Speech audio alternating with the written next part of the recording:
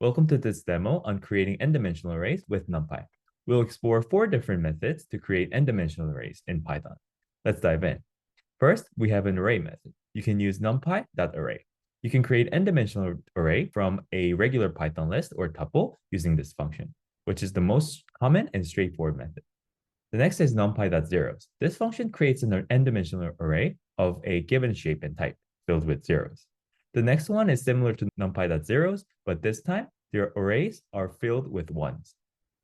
Lastly, numpy.arange creates an n-dimensional array with evenly spaced values within a given interval. Okay, let's apply this. First, let's create an n-dimensional array using numpy.array function. Here, we create an array from list, resulting in an n-dimensional array with elements 1, 2, 3, 4, and 5. Similarly, creating an array from a tuple gives us the same results. Let's print both to C. Okay. All right, let's print both to C. Both array looks the same, but they were created from different types of sequences. One from a list and the other from a tuple.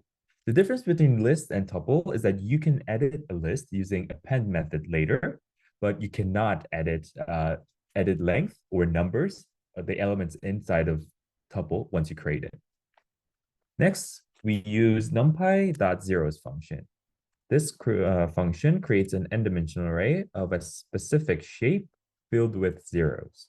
In this example, we create 3 by 4 array filled with zeros. The output is a matrix with 3 rows and 4 columns, where each element is 0.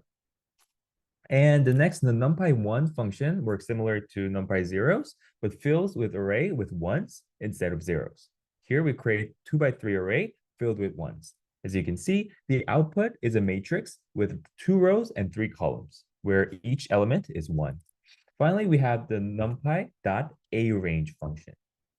So let's see, this function creates an n-dimensional array with evenly spaced values with a given interval. This example, we create an array with values starting from 0 up to 10 with step up 2. The resulting array contains the values of 0, 2, 4, 6, and 8.